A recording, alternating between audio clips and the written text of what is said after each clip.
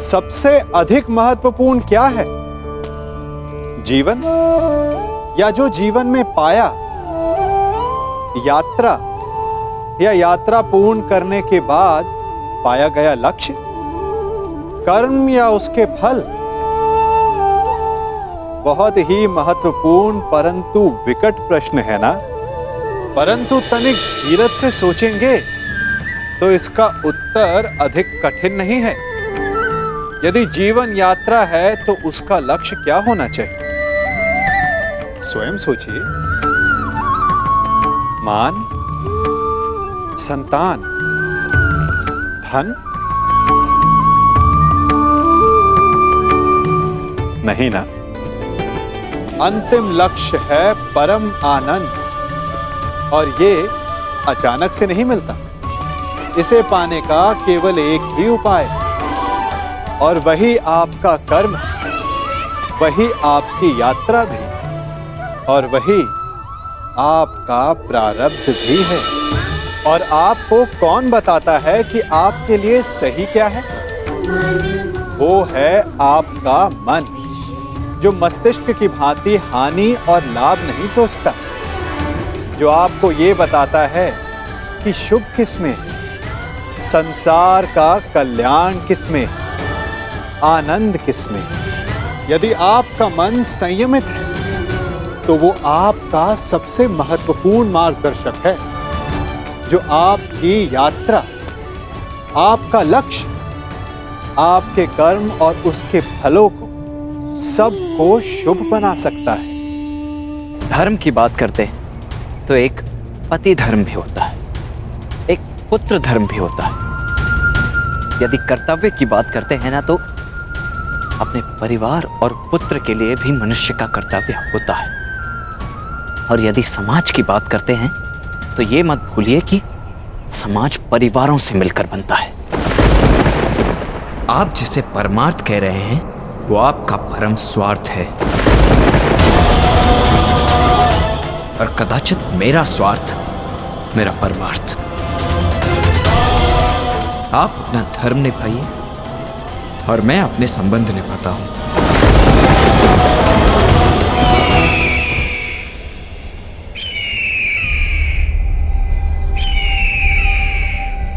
अब मैं चलता हूं, मुझे शीघ्र ही कहीं पहुंचना है अपने संबंध निभाने के लिए।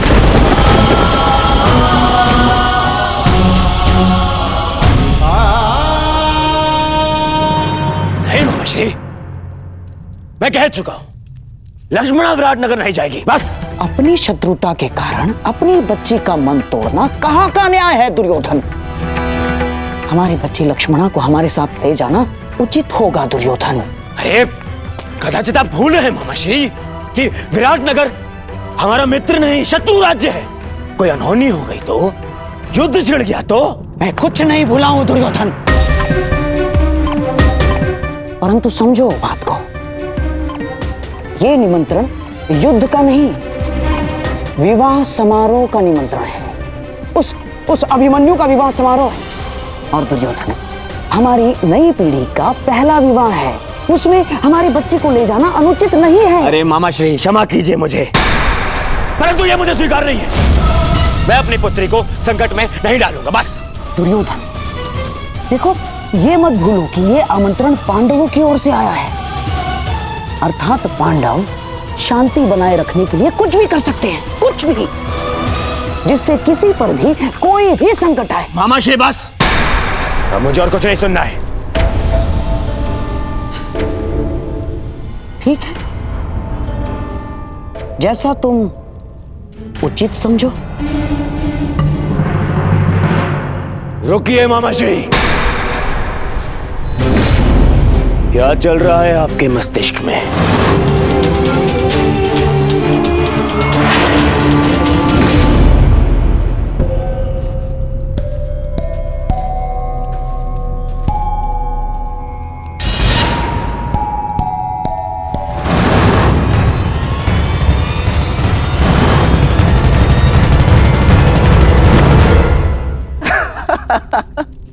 दृश्यसेन, क्षमा चाहता हूं।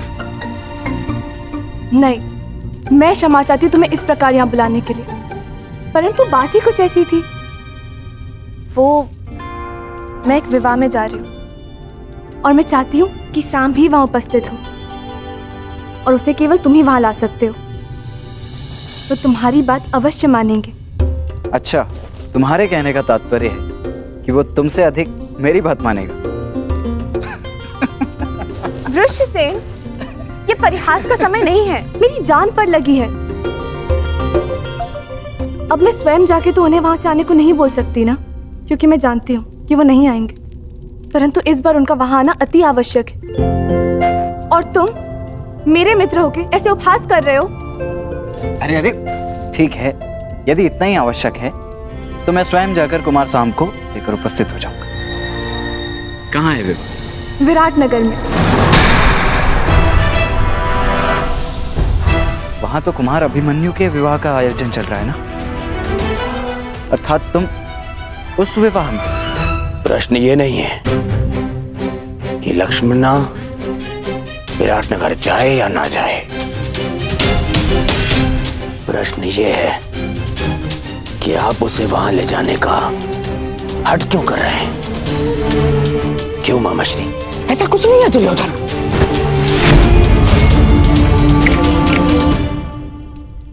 जितना मैं आपको जानता हूं मामाश्री, आप अकारण मेरा मन बदलने के लिए मुझे बातें नहीं करते हैं। कुछ तो योजना आपके अंतर मन में है मामाश्री। अब भला मेरे मन में क्या योजना हो सकती है? मैं ये जो कुछ भी कर रहा हूँ अपनी बच्ची लक्ष्मणा की प्रसन्नता के लिए कर रहा हूँ, और कोई योजना नहीं है इसमें। बेहतर होगा कि ना हो मामाश्री, क्योंकि यदि ये कोई आपकी योजना है जिसमें आपने मेरी पुत्री का उपयोग करना चाहा, तो मैं आपको क्षमा नहीं करूंगा मामाश्री। ये क्या क्या कह रहे हो दुर्योधन? मैं अपनी बच्ची लक्ष्मणा को लेकर छल करूंगा?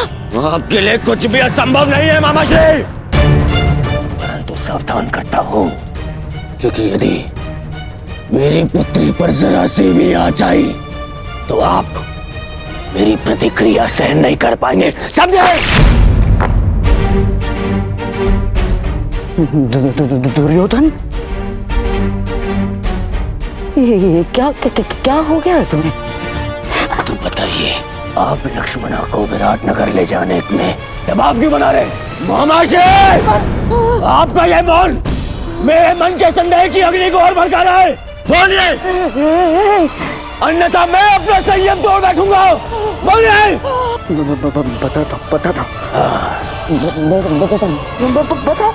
बताता हूँ।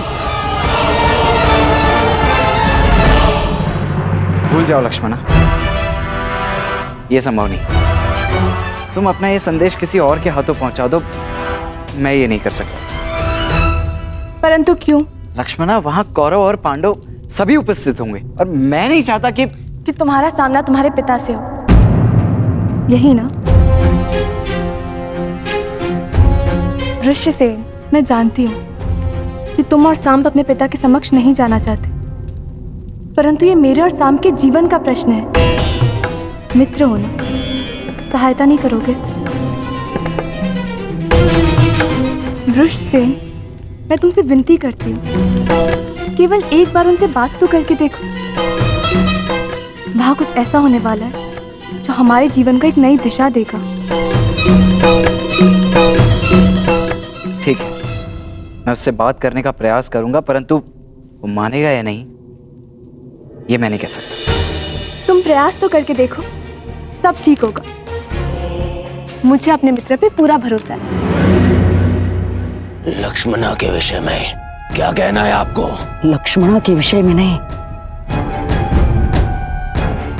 लक्ष्मणा के विवाह के विषय में। लक्ष्मणा का विवाह? हाँ दुर्योधन, अब तो मेरी बात ध्यान से सुनना दुर्योधन। अब मैं तुम्हें बताता हूं कि मेरे मस्तिष्क में क्या चल रहा है। हाँ।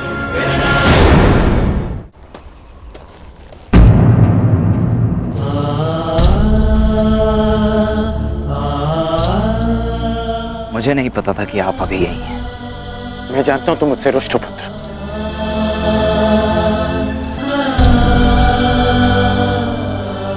समझ में आ रहा है मुझे कि माता और सुप्रिया मुझे तुमसे मिलने से क्यों रोक रही थी।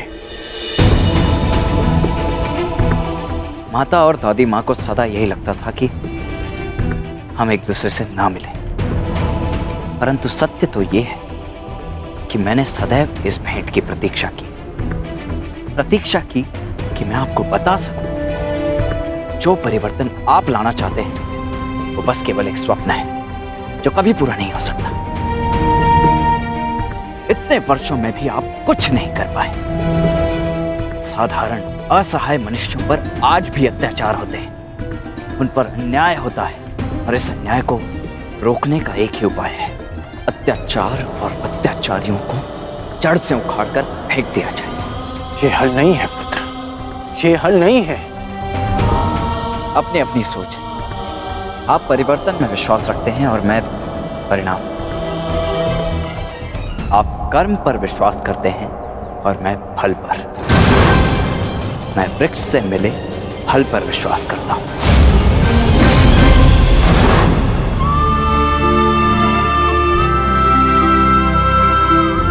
मैं जानता हूं कि तुम्हारे भीतर मेरे लिए बहुत कड़वाहट होगी,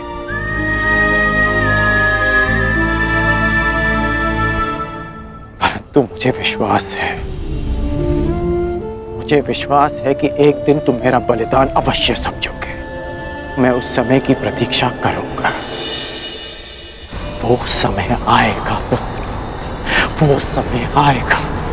वो दिन कभी नहीं आएगा जब मैं आपके तर्कों से सहमत होऊंगा। आपने अपना मार्ग चुना और मैं अपने चुने मार्ग पर चलूंगा। आप कीजिए प्रतीक्षा परिवर्तन की, परंतु मैं परिणाम लाऊंगा और मैं अपने मार्ग में किसी को नहीं आने दूंगा, फिर चाहे मुझे उसके लिए किसी का भी सामना करना पड़े। और यदि आपका भी सामना करना पड़ा तो मुझे स्वीकार है।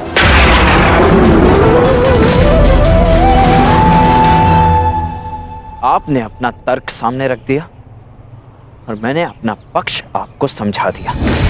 अब ये अंतिम अवसर है जब हम मिल रहे हैं। ईश्वर से प्रार्थना है कि अब जब कभी भी हम एक दूसरे के सामने आए तो एक दूसरे के विपक्ष में ना हो, क्योंकि यदि ऐसा हुआ तो हम दोनों में से कोई एक ही जीवित बचेगा।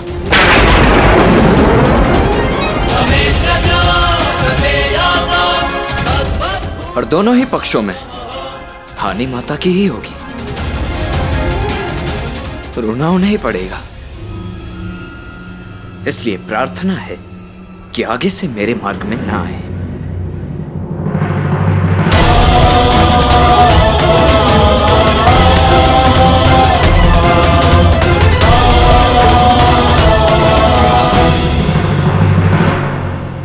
ये सुंदर है।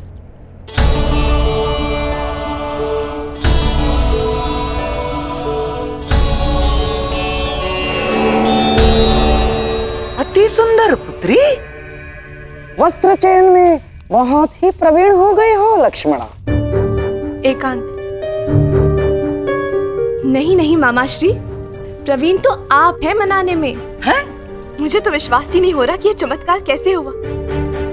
पिताश्री को कैसे मनाया? विश्वास के कारण, क्योंकि शकुनी हमेशा अपने दिए वचन पूर्ण करता है। तुम्हें भी मुझ पर विश्वास करना सीखना होगा लक्ष्मणा। मुझे आप पर पूरा विश्वास है मामाश्री। तो क्या तुमने वो किया जो मैंने तुमसे करने को कहा था? क्या संभ विवाह में आएगा? जी मामाश्री, वो विवाह में अवश्य आएंगे। बहुत अच्छे बच्चे, जाओ अपने मधुर मिलन की तैयारियां करो, जाओ।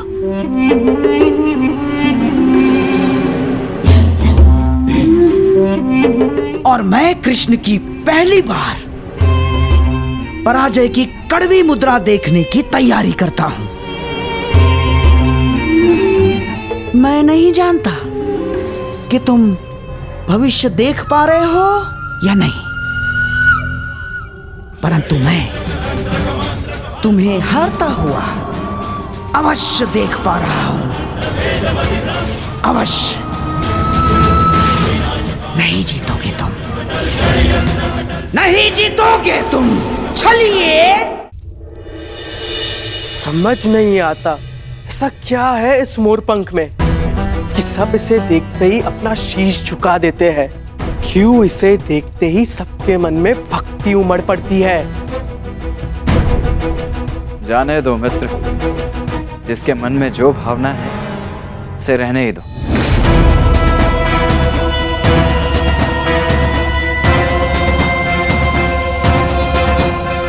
परंतु मुझे ये भक्ति नहीं लगती, ये भय है, भय, जो इस मुकुटधारी के पाखंड से उपजा है। लोग इससे प्रसन्न इसीलिए है क्योंकि वो उन्हें मनचाहा देते हैं। कम से कम वो ये कार्य तो उचित ही करते हैं मित्र। परायों को महत्व देते हैं, अपनों को नहीं।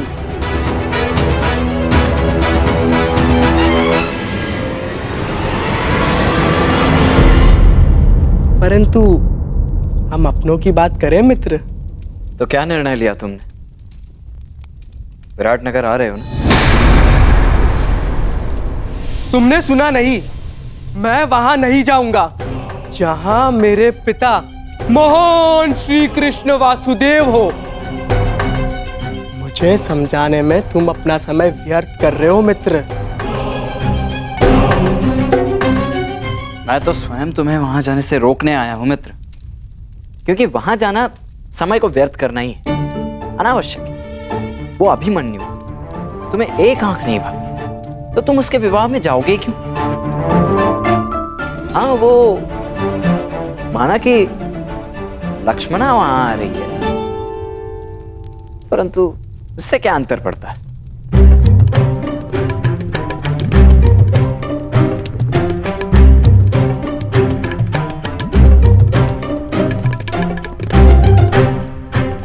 वहां आ रही है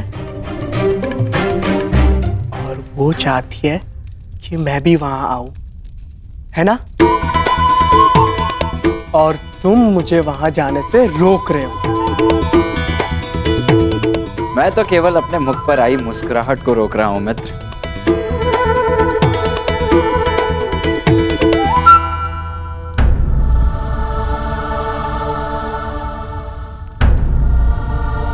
काकाश्री, प्रणिपात। प्रणिपात। तो हम कल प्रातः यहाँ से प्रस्थान करेंगे ना?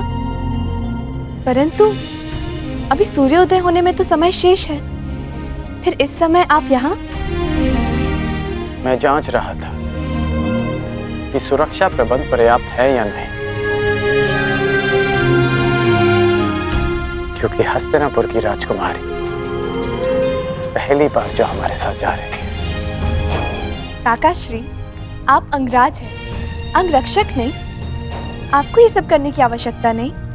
मैं ये सब इसलिए करता हूँ क्योंकि ये युवराज और आपकी सुरक्षा के लिए आवश्यक है। मेरे लिए मेरा वहां जाना आवश्यक नहीं है, परंतु किसी और के लिए मेरा वहां उपस्थित होना आवश्यक है। मेरी बात मानो मित्र, मत जाओ वहां, भूलो मत, तुम्हारे पिता भी उपस्थित होंगे वहां पर। तुम्हारी मंत्रणा उचित है मित्र,